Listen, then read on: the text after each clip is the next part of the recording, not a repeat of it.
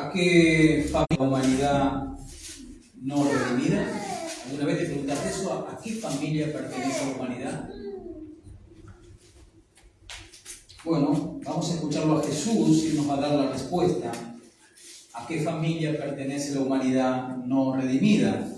Obviamente que la humanidad no redimida, San Juan capítulo 8, la humanidad no redimida pertenece a Adán. Pero claramente el Nuevo Testamento, a través de la pluma del apóstol Pablo, nos enseña que en Adán todos mueren. La humanidad pertenece a Adán, pero lamentablemente en Adán todos mueren. Y en ese texto Pablo sigue diciendo, pero en Cristo hay una contraposición ahí. Él comienza diciendo, en Adán todos mueren, pero en Cristo todos serán vivificados, o sea, resucitados. Entonces, claramente, en la actualidad, en este mundo, hay dos cabezas de familias. Dos cabezas, claramente. Eso enseña la palabra de Dios. Una cabeza es Adán y los descendientes de Adán morirán. La otra cabeza es Cristo.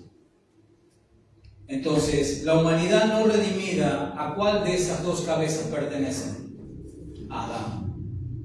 Y en Adán, dice la palabra de Dios, todos tendrán un destino de perdición eterna. Todos mueren eternamente. Mas en Cristo, la otra cabeza de la otra familia, todos serán vivificados. Y escuchémoslo a Jesús aquí, Juan 8, verso 39. El contexto es una discusión que estaba teniendo Jesús con un grupo de judíos que supuestamente habían creído. Supuestamente digo porque en todo el pasaje, en esta discusión con Jesús, Jesús les demuestra que realmente no han creído de palabras, pero no de corazón. No ha habido un cambio en sus vidas. Es ese contexto de esta discusión que está teniendo Jesús con este grupo de judíos religiosos. Dice el verso 39, respondieron este grupo de judíos y le dijeron, nuestro padre es Abraham. Jesús le dijo, si fuesen hijos de Abraham, las obras de Abraham harían. ¿Cuál fue la obra de Abraham en el Antiguo Testamento? Creer en Dios. Cosa que estos judíos no estaban haciendo. Verso 40, pero ahora procuráis matarme, dice Jesús, a mí, hombre que os he hablado la verdad, la cual he oído de Dios. ¿No hizo esto Abraham? Verso 41. Vosotros hacéis las obras de vuestro padre, le dice Jesús. Entonces le dijeron, nosotros no somos nacidos de fornicación. Un padre tenemos que es Dios. Verso 42. Jesús entonces les dijo, si vuestro padre fuese Dios, ciertamente me amarían. Porque yo de Dios he salido y he venido. Pues no he venido de mí mismo, sino que Él me envió. ¿Por qué no entendéis mi lenguaje? ¿Por qué no podéis escuchar mi palabra? Y acá Jesús le da la respuesta. ¿Por qué no pueden oír su lenguaje? ¿Por qué no pueden oír su palabra? Verso 44. Vosotros sois de vuestro padre. ¿Quién? El diablo. Y las obras de vuestro padre queréis hacer. Entonces, ¿a qué familia pertenece la humanidad no redimida? ¿Quién es el padre de la humanidad no redimida? ¿Quién es? Satanás. O sea, cada ser humano que camina en esta tierra, que no ha venido a Cristo, que no se ha arrepentido de sus pecados, que no ha hecho a Cristo el Señor, el amo supremo de su vida, esa persona pertenece a una familia cuyo padre, cuya cabeza es Satanás. Las Escrituras son claras en ese aspecto. Pero además también tenemos que entender que la vida cristiana no es fácil. ¿Estamos de acuerdo? La vida cristiana no es fácil. Al contrario, la vida cristiana, ¿cómo es? Difícil. Es más, la vida cristiana es imposible para que nosotros la podamos vivir, si no fuese por la gracia de Dios. Jesús fue claro en sus evangelios, enseñamos eso. Le dijo en un momento dado a sus discípulos: para ustedes es imposible, mas para Dios todo es posible.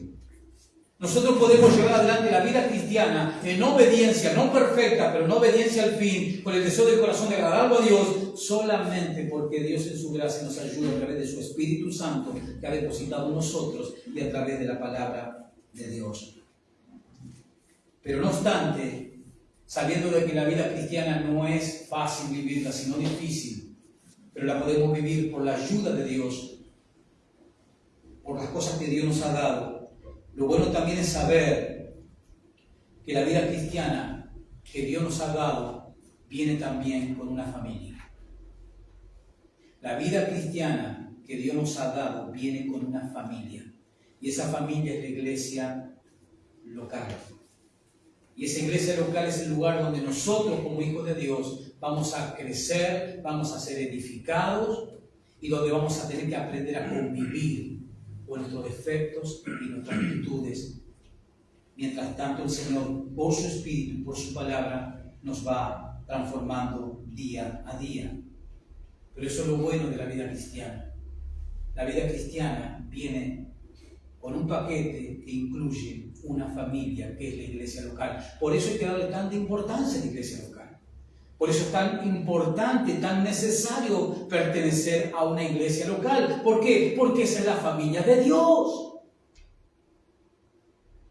Y es ahí donde Dios nos va a formar, donde nos va a corregir, donde nos va a bendecir, donde nos va a disciplinar. Todo ese contexto de esa nueva familia a la cual pertenecemos ahora por estar en Cristo. Pero tenemos que tener bien en claro, hermanos queridos, que el mundo en su totalidad, la humanidad que todavía no ha creído en Cristo, pertenece a una familia cuyo padre es Satanás. Muy bien, hoy vamos a estudiar una doctrina más de las doctrinas de la salvación. Ya hemos estudiado la doctrina de la sustitución, hemos estudiado la doctrina de la santificación en sus 3 etapas, hemos estudiado la doctrina de la redención, la doctrina de la justificación, y el domingo anterior estudiamos la doctrina de la propiciación. Hoy vamos a ver la enseñanza, la doctrina de la adopción. La doctrina de la adopción. Acompáñenme a Gálatas capítulo 4. Hoy, Dios mediante, vamos a ver si podemos cubrir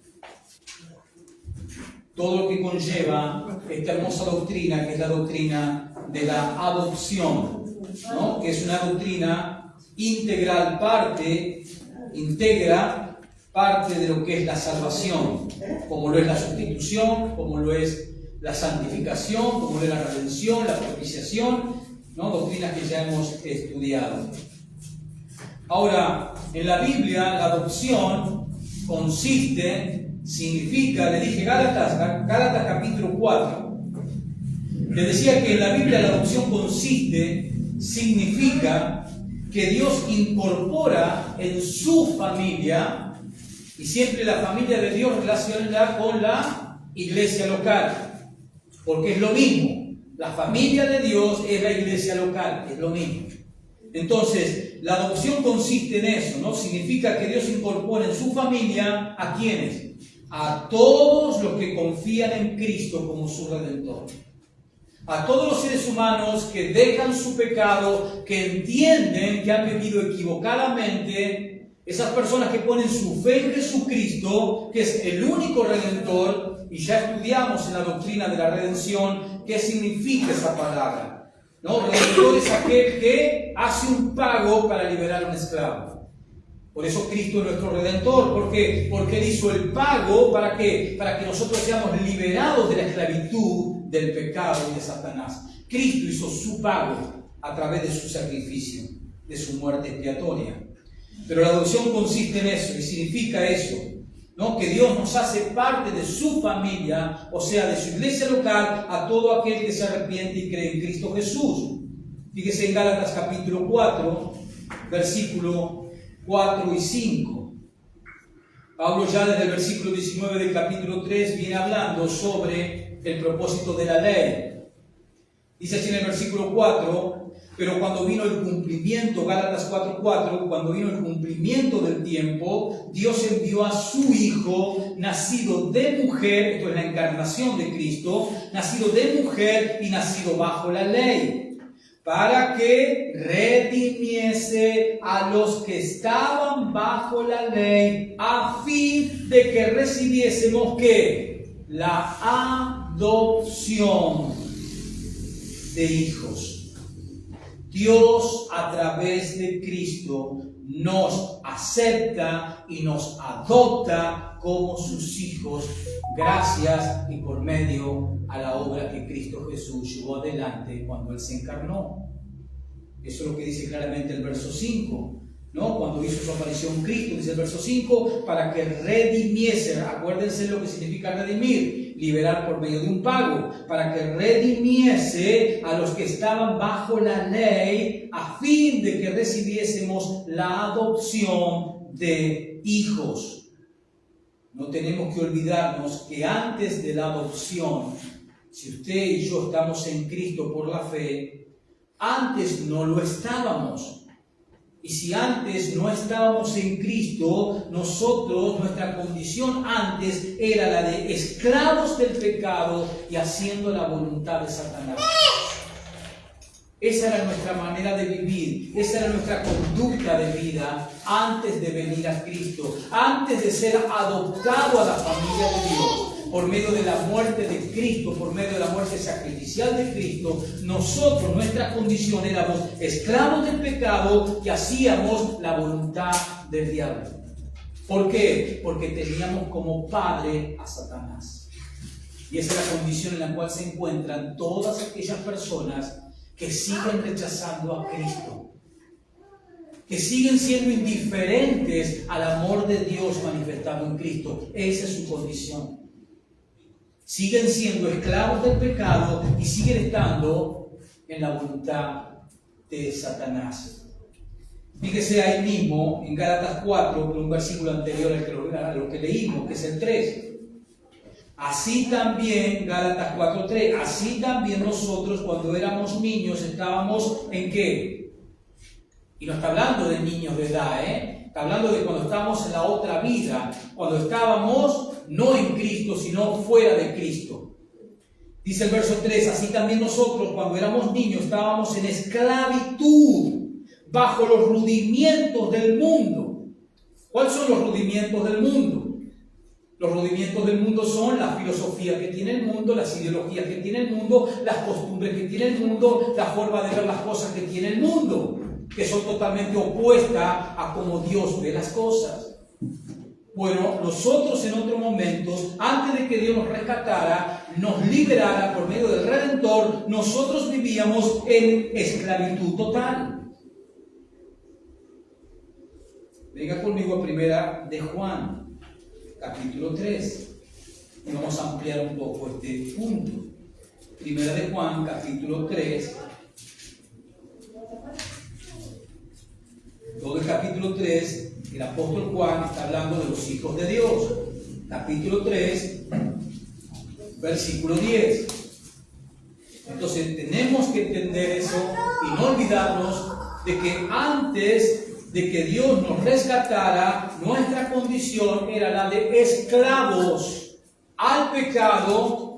Por eso nuestra conducta de vida, nuestra manera de vivir, nuestra manera de razonar, nuestra manera de pensar, nuestras prioridades, porque éramos esclavos del pecado. Pero ahora, gracias a Dios, que en Cristo Jesús, Dios nos salvó. Y cuando Dios nos salva, nos incluye en su familia por medio de la adopción. Dice Juan así en el capítulo 3, versículo 10. En esto se manifiestan los hijos de Dios. ¿Y qué más dice? Y los hijos del diablo. ¿Lo puede ver usted? Juan está haciendo claramente una división entre dos grupos. Claramente la palabra de Dios muestra que un grupo son llamados hijos de Dios y hay otro grupo que son llamados los hijos del diablo. ¿Quiénes son los hijos de Dios? Todos aquellos que han puesto su fe en el Señor Jesucristo. Todos aquellos que han creído en Cristo Jesús, por medio de la adopción llevada adelante por el Espíritu Santo, se transforman en hijos de Dios. Y todos aquellos que no se arrepienten y siguen en sus pecados, siguen siendo parte de la familia de Satanás, como Jesús lo dijo en el Evangelio de Juan capítulo 8. Vosotros sois de vuestro padre, el diablo. Ahora, ¿cuál es la fuente? ¿Cuál es el origen de la adopción? ¿Nosotros nos adoptamos, salió de nosotros mismos, querer ser adoptados por Dios? No. Si usamos el sentido común y vamos al mundo secular, yo nunca vi a un hijo que quiera adoptarse. Siempre es prerrogativa del padre adoptar a un niño. Ahora, la fuente, el origen de la adopción es obviamente Dios. Es el amor de Dios lo que ha movido al Señor a adoptar a pecadores rebeldes, merecedores del infierno, pero Dios en su amor, ese es el origen, decidió adoptar, salvar y adoptar a muchos de esos pecadores. Venga conmigo a Efesios, que Pablo lo dice claramente así en el capítulo 1, que la fuente y el origen de la adopción es el amor eterno de Dios. Efesios capítulo 1, verso 3 en adelante. Efesios 1, versículo 3 en adelante. Esta es la fuente, el origen de la adopción. Es el amor de Dios. No es algo importante o interesante que Dios vio en nosotros. No. El origen de la adopción, de por qué Dios decidió adoptarnos a su familia, solamente radica, subyace solamente en el amor eterno de Dios. Dice Pablo en el verso 3, bendito sea el Dios y Padre de nuestro Señor Jesucristo, que nos bendijo con toda bendición espiritual en los lugares celestiales en Cristo Jesús, según nos escogió en Él antes de la fundación del mundo, para que fuésemos santos y sin manchas delante de Él, en amor, habiéndonos predestinado para ser adoptados hijos suyos por medio de Jesucristo, según el puro afecto de su voluntad, porque Él así lo quiso. Pero ¿cuál es la fuente, el origen de la adopción? El amor eterno de Dios. Verso 5 lo enfatiza. El amor, habiéndonos predestinados. ¿Se acuerdan cuando estudiamos el domingo pasado la predestinación? En amor, habiéndonos predestinados para ser adoptados hijos suyos por medio de Jesucristo. No porque nosotros hicimos algo que despertó la curiosidad de Dios. No. Cuando Dios nos miró, lo único que vio en nosotros fue pecado y más pecado, ¿no? Pecado que merecía ser condenado, enjuiciado. Pero Dios en Cristo Jesús nos rescató, nos perdonó y nos adoptó. No es que Dios nos salvó y nos dejó ahí. No, nos salvó y nos incluyó a su familia. Nos incluyó a su familia. ¿Cuál es uno de los grandes problemas que tiene la gente cuando adopta bebé? Que no saben qué va a pasar cuando empiecen a crecer. ¿O no? Bueno, lo increíble de la adopción que hace Dios es que la adopción de Dios va junto con ¿qué? ¿Qué más hace en el mismo momento que Dios los adopta? Nos regenera. Nos da su naturaleza. Por eso los hijos de Dios no van a salir bandoleros. Con todas sus limitaciones e imperfecciones, los hijos de Dios día a día se irán pareciendo cada vez más a Dios. Porque Dios, junto con la adopción, nos regenera, nos hace nacer de nuevo. Y eso es lo que no puede hacer un matrimonio en la tierra con un bebé que él adopta. Una familia por caridad o por muchas circunstancias va y hace los trámites para adoptar un niño, pero no le puede regenerar el corazón. Por eso en muchos de los casos terminan devolviendo ese niño o comprándose un calvario. Pero en cuanto a Dios, Dios nos adopta, porque en ese mismo momento que nos adopta, en el mismo momento que nos salva, en ese mismo momento que nos justifica, en ese mismo momento nos regenera, nos hace nacer de nuevo. Pero volviendo al punto, la fuente y el origen de la adopción que lleva a Dios adelante de pecadores merecedores del infierno es el amor eterno de Dios. Y en el verso 5 es claro el apóstol Pablo poniendo ese punto. Ahora bien, como consecuencia de ese amor de Dios que nos mueve a adoptar a pecadores, como consecuencia de su inmenso amor, por esa adopción en Cristo, somos llamados ¿qué? Hijos. Hijos de Dios. Somos llamados hijos de Dios. Volvamos a 1 de Juan y al mismo capítulo 3 y veamos esta gran verdad.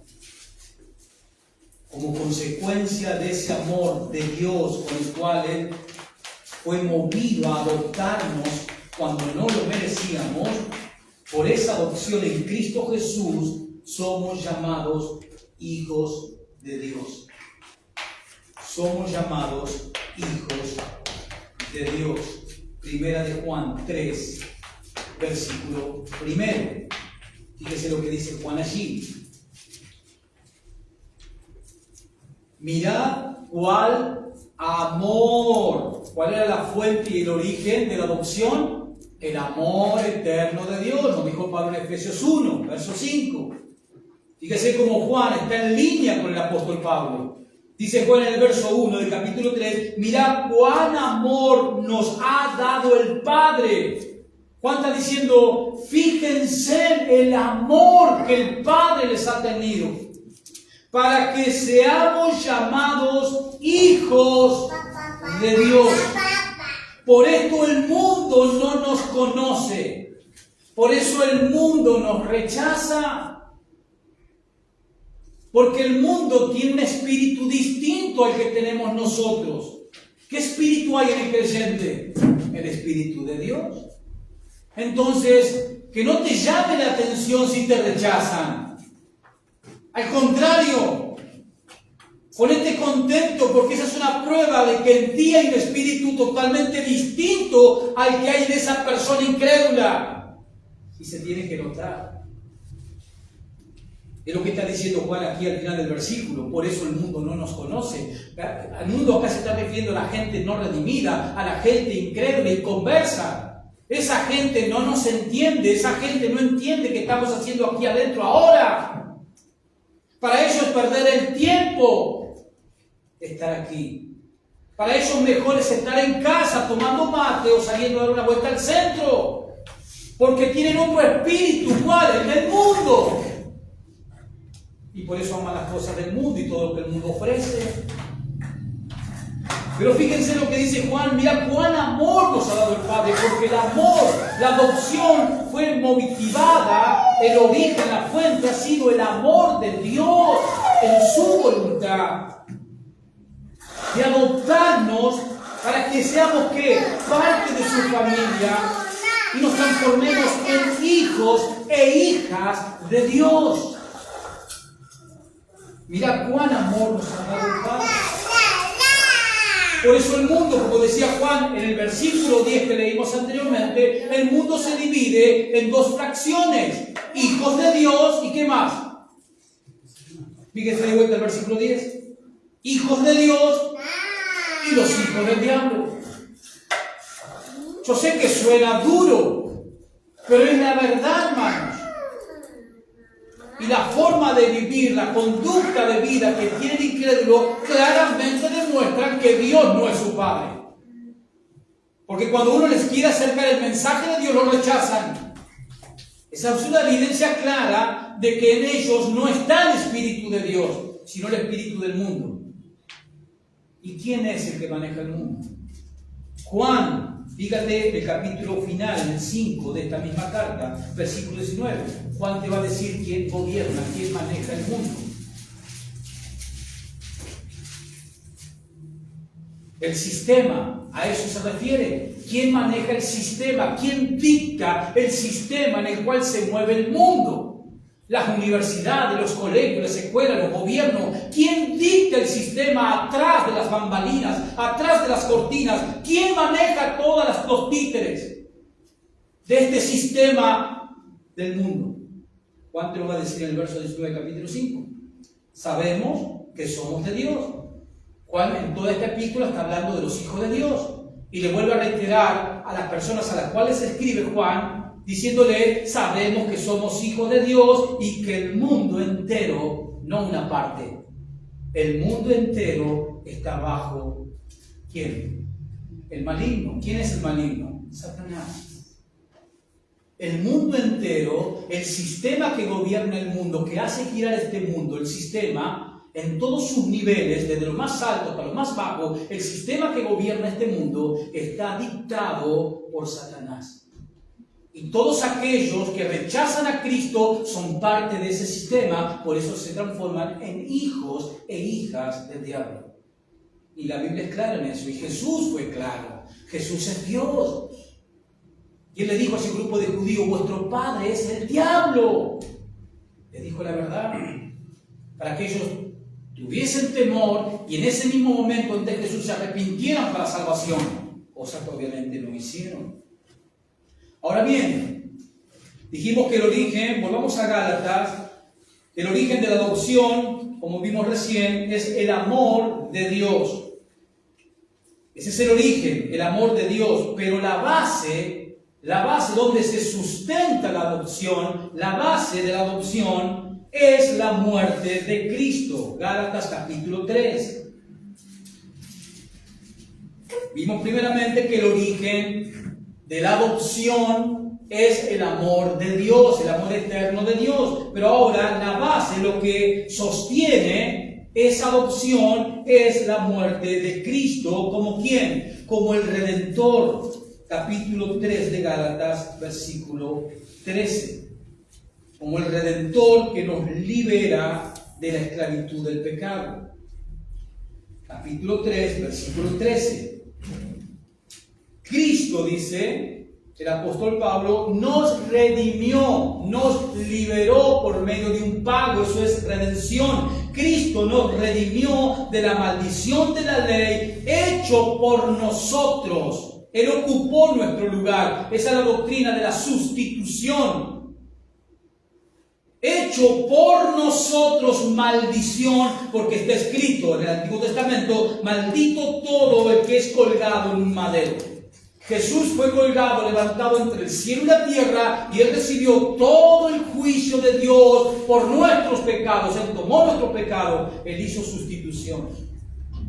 Y de esa manera, a través de esa muerte expiatoria, de esa manera, logró que nosotros, los que creemos, seamos incluidos en la familia de Dios, obtengamos la adopción.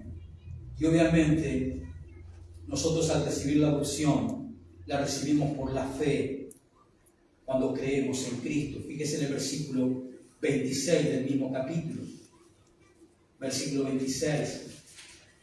Siempre en Gálatas 3, dice el verso 26, pues todos, no algunos, pues todos sois hijos de Dios. ¿Por qué? ¿Por qué causa? ¿Qué dice la palabra allí? Porque todos sois hijos de Dios por la fe en Cristo Jesús. ¿Quién fue quien tomó nuestro lugar? ¿Quién murió nuestra muerte? Entonces yo me transformo en un hijo de Dios. Yo soy adoptado a la familia de Dios por la fe, por creer. ¿En quién? En Jesús. En lo que hizo Jesús, en la obra que llevó adelante Jesús. Obra de Jesús que está como ¿completa o incompleta? Completa. No hay que añadirle nada. Por eso aquellos que dicen, sí, yo tengo que creer en Jesús, pero también tengo que hacer nada. Porque ya Cristo lo hizo todo. Porque si tú quieres agregarles obras a la salvación de Cristo, estás creyendo en un evangelio corrupto. En este mismo libro de Gálatas, en el capítulo 1, Pablo se encarga de mostrar que hay un solo evangelio y aquel que predica un evangelio diferente sea anatema. Eso lo dice el capítulo 1 a partir del versículo 6. Pero claramente, hermanos, el amor eterno de Dios es la base de la adopción. Es el origen de la adopción, y la base de la adopción es la muerte expiatoria de Cristo. Y nosotros recibimos esa adopción solamente, ¿por qué? Por creer en Cristo y en su obra. El ser humano, para cambiar de familia, tiene que creer en Cristo y en su obra, ni en nadie más ni en ninguna otra cosa. Solamente la adopción se va a recibir por la fe en Cristo, como dice Gálatas aquí 3:26. Y obviamente que el Espíritu Santo, ¿qué hace? Nos capacita para creer que el Padre nos ha adoptado. Venga conmigo a Romanos y fíjese lo que dice el apóstol Pablo aquí. De hecho, escúcheme, el apóstol Pablo es el único que usa la palabra adopción. Y lo hace en el libro de Romanos, de Efesios y de Gálatas. Romanos capítulo 8. Vamos a ver que el Espíritu Santo nos capacita para creer que el Padre nos ha adoptado. ¿Tú te sientes un hijo de Dios? ¿Te sientes un hijo de Dios verdadero, real? ¿No tienes un margen de duda? ¿Para nada? Amén. Eso es señal de que el Espíritu Santo está en ti, porque el Espíritu Santo es aquel que nos convence de esa verdad. Y esto es muy fácil, hermano, darnos cuenta de lo que la palabra nos está diciendo. Un incrédulo, sea religioso o no sea religioso, para una persona incrédula, nombrar a Dios es muy fácil. De hecho, lo hacen todo el tiempo. Cualquier persona que practique una religión nombra a Dios en todo momento. Si tomamos una religión totalmente corrupta como es el catolicismo, vemos que nombran a Dios sus sacerdotes, sus curas todo el tiempo. Lo que un incrédulo y un religioso no pueden hacer es llamar a Dios como. ¿Cómo? Padre. No puede. No les sale. No les nace. Ahora, ¿por qué el creyente lo puede llamar Padre y le nace con todo lo que eso significa la palabra Padre? Protector, guiador, consejero. ¿Por qué? Por lo que ahora nos va a decir el apóstol Pablo aquí, Romanos capítulo 8, versículo 15. Dice así el apóstol Pablo: pues no habéis recibido el espíritu de esclavitud para estar otra vez en temor. Ese es el espíritu que tiene el mundano, el inconverso, el espíritu de esclavitud. Y dice Pablo: pues no habéis recibido el espíritu de esclavitud para estar otra vez en temor, sino, dice Pablo, sino que habéis recibido el espíritu de ¿qué? De adopción, por el cual clamamos, Abba. Esa es una palabra aramea que significa papá, por el cual clamamos Abba Padre. ¿Por qué clamamos los creyentes Abba Padre? ¿Por qué los creyentes tenemos esa manera de dirigirnos a Dios? ¿Por qué? Porque hemos recibido el espíritu de adopción. ¿Y a quién se refiere esa frase, espíritu de adopción? ¿A qué persona se refiere? Al Espíritu Santo. Al recibir el creyente el Espíritu Santo, ese Espíritu Santo nos da la certeza, la convicción total, profunda en nuestras almas de que Dios, más allá de ser el Dios todopoderoso, inmaculado, santo, irreverente, es que además nuestro Padre es nuestro Padre. Y nosotros, cuando cerramos nuestros ojos y tenemos que tener o entablar un diálogo con Él, lo hacemos con plena tranquilidad y lo llamamos Padre. Padre, te pedimos en el nombre de Jesús tal o cual cosa. Padre, ayúdame. Padre, dame fuerzas, papá, ayúdame. Estoy superado, papá, necesito tu ayuda, tu intervención. solamente un regenerado, solamente un hijo de Dios, en quien mora el espíritu de adopción, o sea, el Espíritu Santo, puede tener esa relación profunda e íntima con el Dios Todopoderoso. Por eso en los tiempos de Pablo, cuando los judíos lo escuchaban a Pablo, que él se refería al Padre, a Dios como Padre, ellos gritaban de enojo. Porque para un judío hablar de Dios era como algo que estaba muy distante. Como ellos habían aprendido en la relación que tuvieron con Dios. Si nosotros nos vamos al tiempo del tabernáculo o del templo, cómo estaba constituido el templo, había un lugar santísimo, había 3 lugares, el patio, el lugar santo y el lugar santísimo. Y solamente una persona, una vez al año, podía entrar al lugar santísimo. El venir a Dios estaba restringido. Entonces cuando los judíos lo escuchaban, por eso los judíos lo persiguieron tanto al apóstol Pablo. No solamente por eso, sino por muchas cosas más. Ellos no podían tolerar que Pablo llamase a Dios Padre y que esté enseñando a sacar esa teología a la gente. De que si creían en Cristo se iban a convertir en hijos de Dios y podían tener una relación de padres a hijos. En la mentalidad judía de esos tiempos era inconcebible. Esa es otra de las razones por qué Pablo fue tan perseguido. Pero el Espíritu Santo, hermanos, nos da, ¿no?, esa convicción, nos capacita el Espíritu Santo a creer que el Padre nos ha adoptado y que es nuestro Padre. Por eso nosotros cada vez que tenemos nuestra comunión con Él, no tenemos problema en llamarlo Padre. Porque es nuestro Padre, porque nos adoptó, fue su decisión estuvo en su amor eterno, basada en el sacrificio de Cristo como nuestro Redentor, aquel que pagó nuestra liberación total. Pero fíjese lo que termina diciendo el versículo 16, el que sigue. Versículo 15 nuevamente, pues dice el apóstol Pablo, pues no habéis recibido el espíritu de esclavitud para estar otra vez en el temor, sino que habéis recibido el espíritu de adopción por el cual clamamos, Abba Padre. El Espíritu mismo da testimonio ¿a quién? A nuestro espíritu de que somos ¿qué? Hijos de Dios. El Espíritu Santo, el Espíritu de adopción que hemos recibido, nos da ¿qué? Testimonio ¿a quién? A nuestro espíritu, la parte más profunda de nuestro ser. Le da testimonio ¿de qué? De que Dios es nuestro Padre, de que está todo bien con Dios. Por medio de Cristo hemos sido perdonados y no solo eso, hemos sido incluidos a su familia. Somos hijos de Dios, como dijo Juan en el capítulo 3, verso 1. ¿Se acuerdan que lo leímos?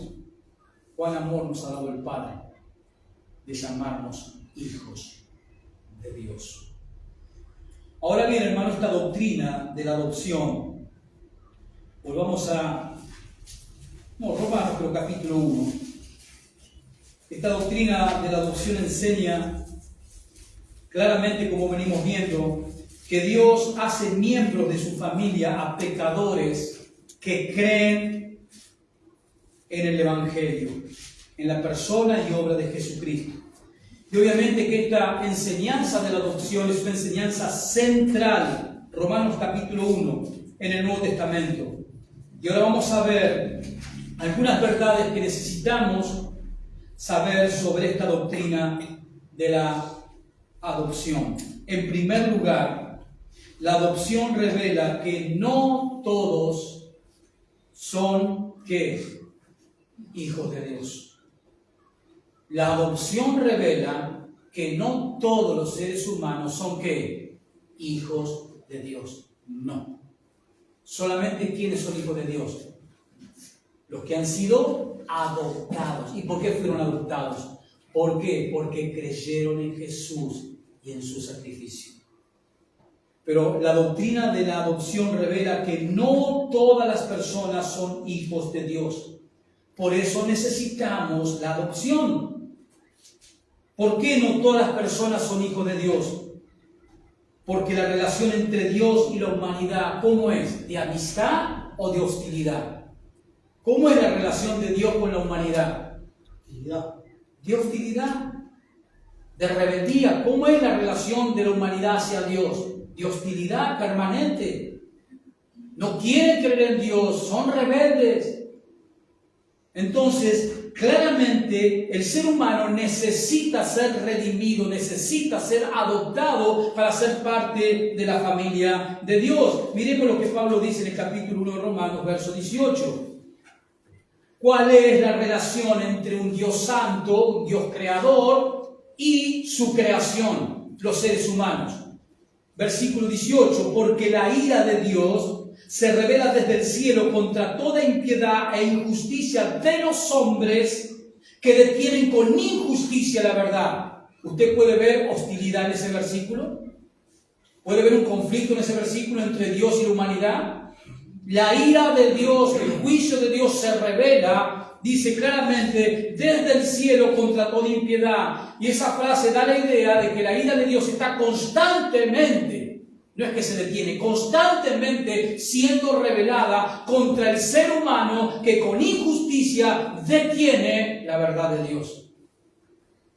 La detiene. Verso 19. Porque lo que de Dios se conoce le es manifiesto. En la creación nosotros podemos dar evidencias de que Dios existe, de que hay una mente superior. Al ver la creación, al ver cómo todo funciona, nos tiene que llevar a entender de que debe haber una mente creadora. Eso es lo que está diciendo el verso 19. Porque lo que de Dios se conoce le es manifiesto, pues Dios se lo manifestó, porque las cosas invisibles de Él, su eterno poder y deidad, se hacen claramente visibles desde la creación del mundo, siendo entendidas por medio de las cosas hechas. La creación habla ¿de qué? De que Dios existe y que creó todo. De modo, termina diciendo Pablo en el verso 20, que no tienen excusas. No hay excusas. La creación testifica de que Dios existe. Y si Dios existe, hay que honrarlo. Y ese es el problema de la humanidad. No quiere entender, no quiere saber nada de que Dios existe, porque si ellos entienden de que Dios existe, tienen que obedecerle. Y no quieren. Entonces mejor es obviar esa verdad, como dice al principio del versículo 18, que la ira de Dios se manifiesta contra los hombres que detienen la verdad. No quieren los seres humanos entender de que Dios existe, porque si entienden esa verdad, tienen que obedecerlo. Y el espíritu de la humanidad, ¿cuál es? Rebeldía. Yo quiero vivir como yo quiero, como a mí me gusta. Yo soy dueño de mi vida y la vivo como yo quiero. No, mi amigo. Dios es el creador de todas las cosas. Versículo 21. Pues habiendo conocido a Dios, no le glorificaron como a Dios, ni le dieron gracias, sino que se envanecieron en sus razonamientos y su necio corazón fue entenebrecido, profesando ser sabios, se hicieron necios. Y cambiaron la gloria de Dios incorruptible en semejanza de imágenes de hombres corruptibles, de aves, de cuadrúpedos y de reptiles. Por lo cual también Dios los entregó a la inmundicia, juicio. Dios los entregó a ¿qué? Hagan todo lo que su corazón les pide y desea. ¿Y qué es lo que pide y desea el corazón no redimido de un ser humano? Pecado. Pecado. Entonces Dios entregó a la humanidad que viva como ella quiere vivir. Total, un día nos veremos en el tribunal. Pero no obstante, en el camino Dios envió a su Hijo un día, para que todo aquel que cree en Él no se pierda. Pero la adopción claramente, hermanos, nos enseña y nos revela que todas las personas no son hijos de Dios. Solamente aquellos que creen en Jesús son salvados y son adoptados a la familia de Dios. Y las personas que no vengan a Cristo siguen en esa condición de ser hijos del diablo. Fíjese en Efesios lo que dice Pablo con respecto a las personas que rechazan el Evangelio. Capítulo 2 del libro de Efesios, verso 1. En Entonces, de estas verdades que tenemos que saber, la primera es esta: la adopción revela que no todas las personas son hijos de Dios. Por eso necesitamos la adopción, porque como vimos recién en Romanos, la relación entre Dios y la humanidad es hostil, es de guerra. Y mientras no vengan las personas a Cristo, siguen siendo, como dice Pablo aquí en Efesios, hijos de ira.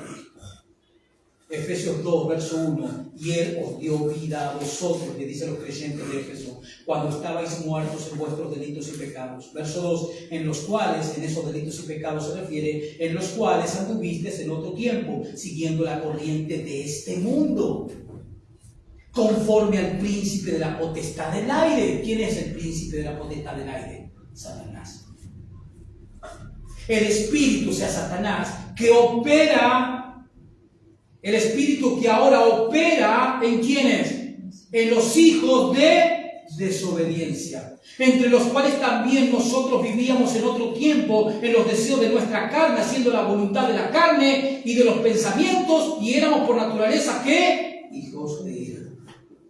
Las personas que no quieren venir a Cristo siguen andando en los deseos de su carne, los deseos de su corazón, en la corriente de este mundo, corriente que es influenciada por Satanás mismo, y de esa manera siguen siendo ante Dios hijos de desobediencia, hijos de ira de Dios, pero no hijos de Dios.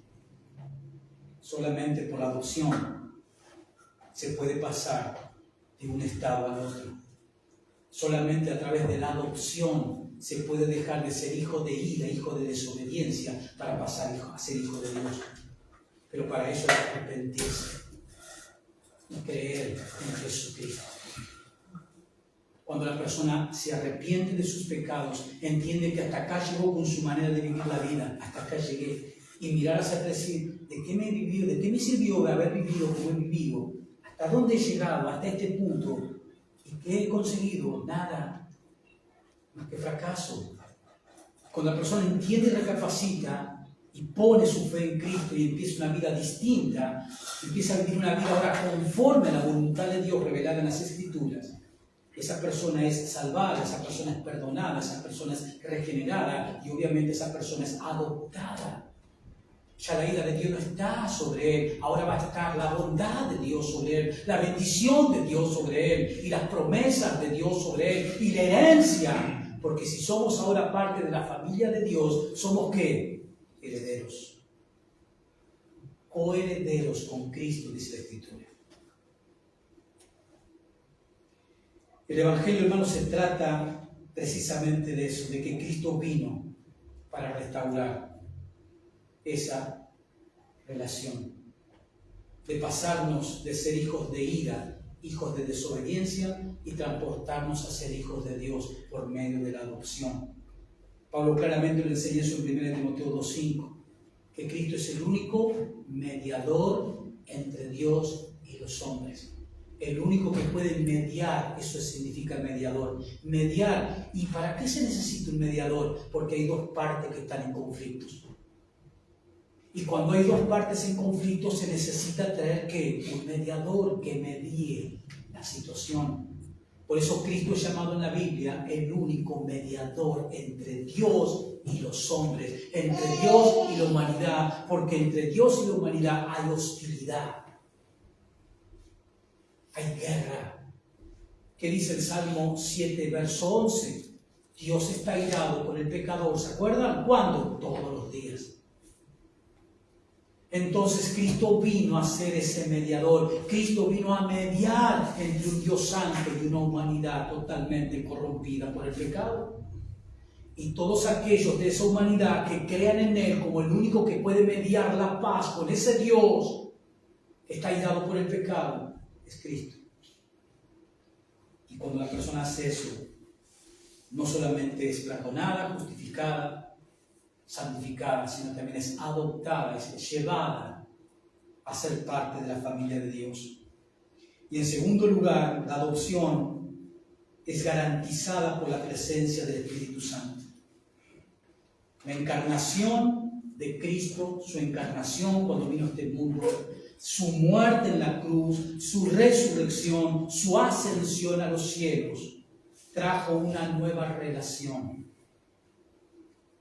La encarnación de Cristo, la muerte de Cristo, la resurrección de Cristo, la ascensión de Cristo nuevamente a la gloria, trajo una nueva relación entre el Espíritu Santo y los creyentes. Venga conmigo a Juan, Evangelio, capítulo 14, y escuchemos a Jesús hablando de esta nueva obra del Espíritu Santo. Juan 14, aquí se encuentran en el aposento alto, ya han comido la última Pascua. Horas más tarde Jesús va a ser detenido a la madrugada. Aquí está dando sus últimas palabras a sus discípulos. Allí en el aposento alto, versículo 15 del capítulo 14. Ahí es donde Jesús le va a prometer que no los va a dejar solos, no los va a dejar huérfanos.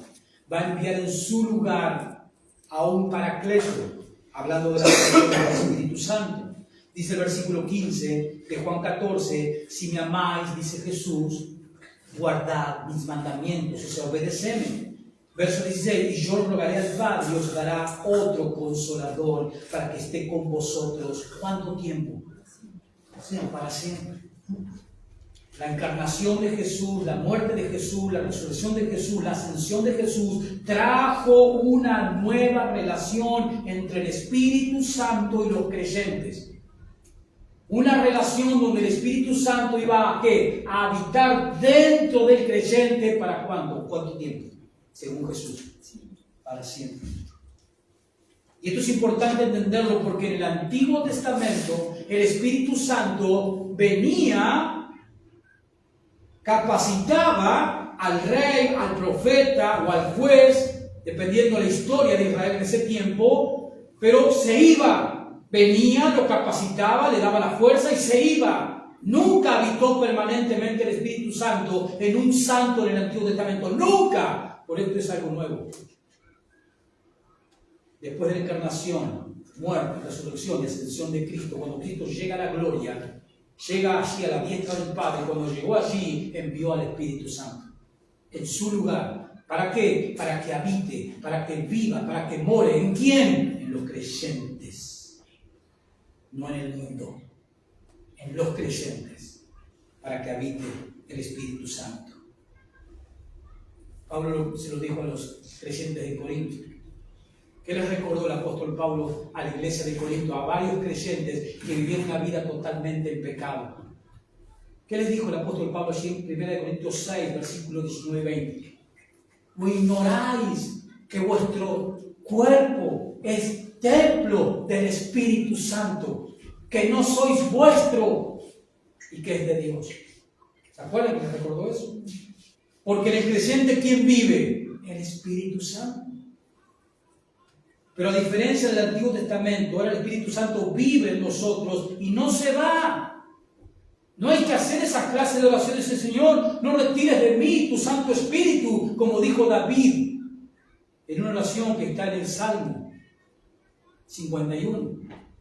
Cuando él peca por adulterio, cuando él toma a la mujer de un soldado de su ejército y comete adulterio, David entra en arrepentimiento, en congoja, y en su oración devastadora le pide a Dios: Señor, no retires tu Santo Espíritu de mí, porque David sabía que Dios, ¿qué podía hacer?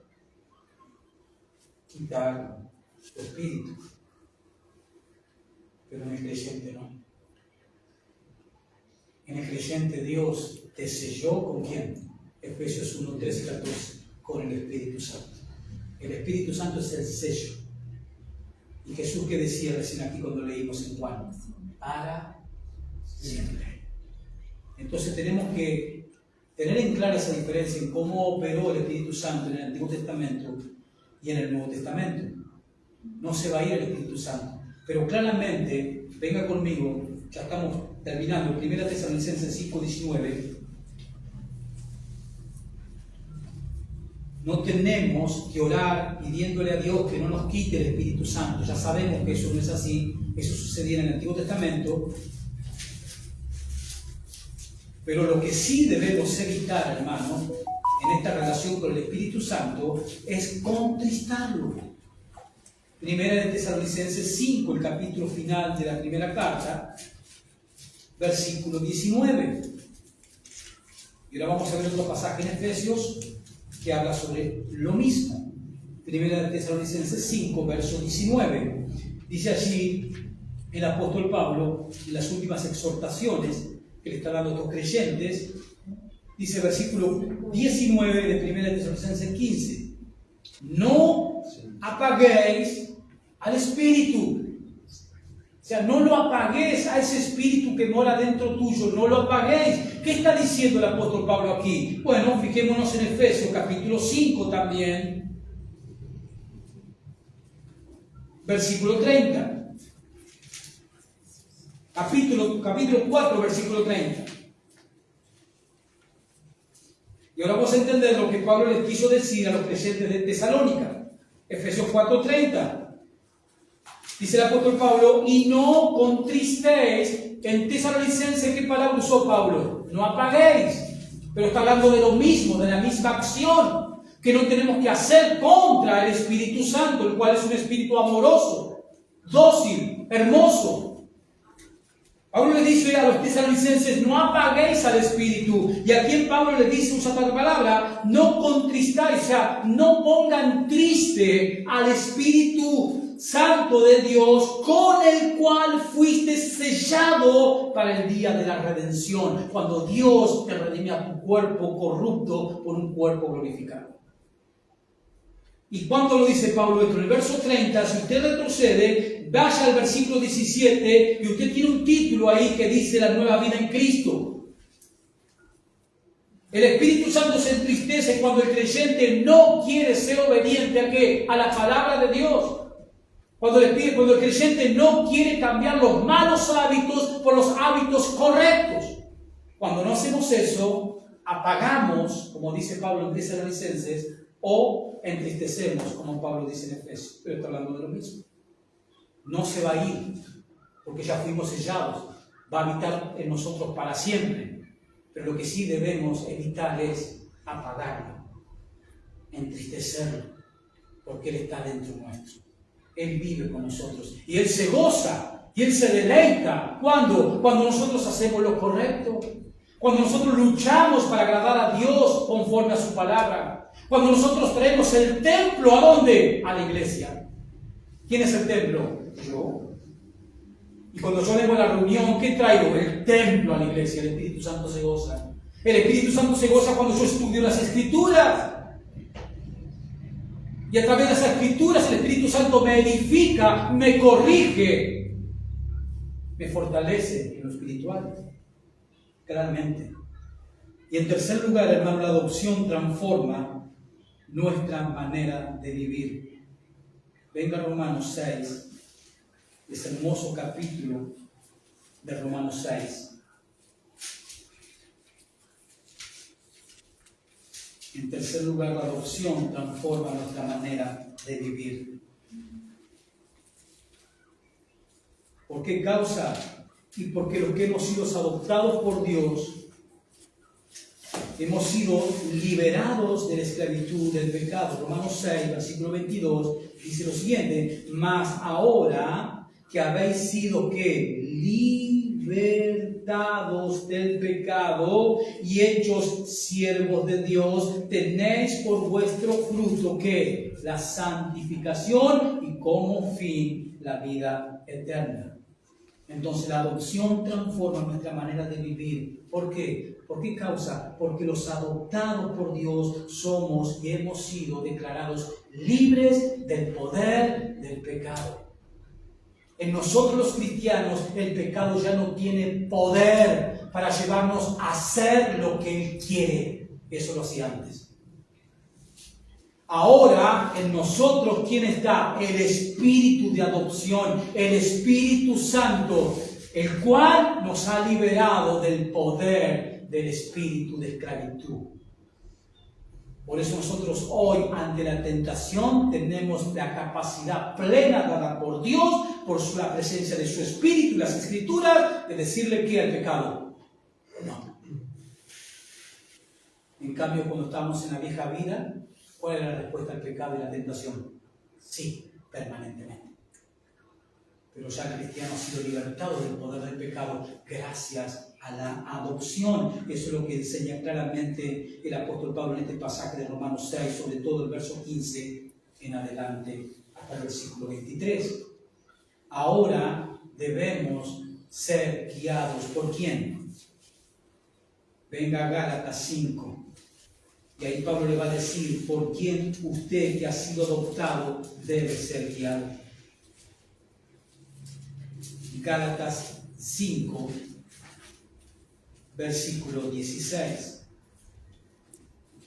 En esta hermosa exposición del versículo 16 al 26, donde Pablo nos enseña la obra de la carne en contra del fruto del Espíritu en la vida del creyente. Versículo 16, que dice el apóstol Pablo: digo pues, andar. Esta palabra andar significa manera de vivir, conducta de vida con la cual tú te manifiestas en la sociedad. Eso significa andar. Digo pues, andad en el Espíritu y no que satisfagáis los deseos de la carne. Entonces los hijos de Dios que hemos sido adoptados por Dios debemos ser ¿qué ahora? Guiados ¿por quién? Por el Espíritu Santo. Andad en el Espíritu, dice Pablo. A nosotros los creyentes no nos tiene que gobernar, no nos tiene que guiar ni las emociones, ni los sentimientos, sino ¿quién? El Espíritu Santo. Y el Espíritu Santo te va a guiar por medio de ¿qué? ¿Cuál es ese instrumento que va a usar el Espíritu Santo todo el tiempo mientras estemos en esta tierra para guiarnos? ¿Qué es lo que usa el Espíritu Santo? La Biblia. La palabra de Dios es el instrumento que el Espíritu Santo usa para guiar la vida del creyente en este mundo que transitamos. Pero ahora que hemos sido adoptados por Dios, ¿y por qué fuimos adoptados por Dios? Porque la fuente fue su amor eterno. La base de la adopción ha sido que alguien vino y pagó por nuestros pecados. La base fue el sacrificio de Cristo. Entonces ahora que tenemos el espíritu de adopción, que tenemos una nueva relación con Dios, con quien ahora tenemos una relación de padre a hijos, Pablo nos dice claramente en Gálatas 5:16 que ahora debemos vivir esta vida siendo guiados todo el tiempo por el Espíritu Santo. Andad pues en el Espíritu y no satisfagáis los deseos de la carne. Por lo tanto, los hijos de Dios debemos dar pruebas, evidencias externas de nuestra transformación interna. Los verdaderos hijos de Dios van a dar evidencias externas por medio de su andar de algo que pasó en su interior. ¿Y qué es lo que pasó en su interior? Han sido adoptados a la familia de Dios. Y en ellos radica el Espíritu Santo. ¿Por qué es necesaria la adopción? Porque toda la humanidad es hija del diablo. Entonces, el ser humano necesita ser adoptado. Y esa adopción es obra de Dios. Y la fuente de esa obra de Dios, de la adopción, es el amor eterno de Dios. Y ese amor eterno de Dios para adoptar a los pecadores, la base de eso es que alguien tuvo que venir y dar su vida para que nuestros pecados sean perdonados. Y ese fue Jesucristo. Y ese Jesús, después de morir y resucitar, ascender al cielo, cuando llegó a la diestra del Padre, envió en su lugar al Espíritu Santo. Por eso Jesús le dijo a sus discípulos: no los dejaré huérfanos. No los dejaré huérfanos. ¿Y nos dejó huérfanos? ¿Estamos huérfanos? Nosotros estamos acompañados y lo estaremos por el resto de nuestras vidas. Jesús, al final del Evangelio de Mateo, en el capítulo 28, ¿qué dice Jesús a sus discípulos? Después de darle todas las instrucciones: y yo estaré con vosotros todos los días hasta el fin. Porque el Señor está en la persona del Espíritu Santo, en el creyente. quien ahora le pertenece, quien ahora es parte de la familia de Dios. Y Dios nos adoptó, pero recuerda lo que dijimos al principio, Dios nos adoptó, pero en el mismo momento nos regeneró. O sea, nos dio su naturaleza. Por eso amamos a Dios, por eso amamos la iglesia, amamos la Biblia, queremos agradarle y todo lo demás. ¿Por qué? Porque tenemos su naturaleza, porque nos dio esa naturaleza. Pero necesitamos la adopción porque no todos son hijos de Dios. Y claramente en el mundo hoy en día hay dos bandos, los hijos del diablo y los hijos de Dios. Los hijos del diablo son aquellos que siguen rechazando a Cristo y su Evangelio. Los hijos de Dios son aquellos que han creído en Cristo y su Evangelio. Y esas personas ahora tienen una relación íntima y profunda con Dios. No solamente lo ven a Dios como el ser soberano que es, sino que ese Dios soberano es nuestro Padre. Como dice Pablo usando esa palabra aramea, Abba, papito, papá. ¿Y cuántas veces, hermanos, en nuestro trajinar de nuestra vida cristiana hemos tenido que venir a los brazos de papá a pedir consuelo, fuerza, dirección? ¿Y qué ha hecho papá? ¿Qué ha hecho? ¿Te ha rechazado? No. Te ha sostenido, te ha acariciado, te ha levantado, te ha dado fuerza. Pero Él también nos ha recordado en esta doctrina que Él nos ha puesto cuando nos adoptó, nos ha colocado ¿dónde? En una familia. Y esa familia es la iglesia local. Ahí nos colocó el Espíritu Santo, el Espíritu de adopción, en su familia. Y la familia, que es la iglesia, es lo que tenemos que defender y cuidar. Somos hermanos, salvados por la misma sangre, tenemos el mismo Padre. Y si nosotros hemos sido adoptados a la familia de Dios, Jesús, ¿qué es de Dios? ¿Qué es Jesús? ¿Pero qué es de Dios Jesús? Él, Hijo. Entonces Jesús, ¿en qué se transformó de nosotros? Jesús es tu hermano. No solamente es el Dios todopoderoso, que lo llena todo, sino es tu hermano, es mi hermano, nuestro hermano mayor. Mire qué hermosa familia tenemos, mire qué padre tenemos, mire qué hermano primogénito tenemos. ¿Necesita algo más a dónde acudir usted cuando esté en aprietos? No hay mejor lugar, hermanos, ni en este mundo ni en el universo, que cobijarse bajo los brazos amorosos, pero todopoderosos de Dios Padre y de Dios Hijo, por la intervención de Dios el Espíritu Santo que mora en nosotros. Amén. Amén. Póngase de pie y vamos a darle gracias a Dios. Señor, te damos muchas gracias. Estamos en verdad conmovidos en nuestras almas por esta hermosa verdad, Señor, de la adopción, por esta bendición de haber sido alcanzado por tu gracia, por tu amor eterno, el cual, Señor, ha hecho que nosotros hayamos sido perdonados, justificados, santificados, redimidos. Y gracias a eso, Señor, hemos sido traídos y hemos sido incluidos y ahora somos parte de la familia de Dios. Y esta hermosa bendición que en esta nueva relación el Espíritu Santo nos ha dado, de que podemos llamar, y de hecho lo hacemos, a Dios nuestro Padre. Y podemos tener a Jesús en esta nueva relación como nuestro hermano mayor, a quien podemos venir a consultar en todo momento. Y tenemos un Padre todopoderoso, invencible, que es un Padre de amor, de consuelo, que cuando estemos mal atribulados, cuando estemos desesperados, podemos venir a cobijarnos en esos brazos poderosos, en esas manos poderosas. ¿Y quién podrá hacernos daño? Nadie. Gracias, Señor, por adoptarnos. No lo merecíamos. Fue por puro amor, fue por tu puro afecto de tu voluntad. Gracias, papá, por esta familia en la cual nos has hecho parte, Señor. Gracias, Jesús. Gracias, hermano querido, por lo que hiciste en la cruz para perdonar nuestros pecados. Bendita sea la Trinidad, bendito sea el Padre, el Hijo y el Espíritu Santo. Gloria sobre todas las cosas, gloria al Dios eterno. En el nombre de Jesús. Amén.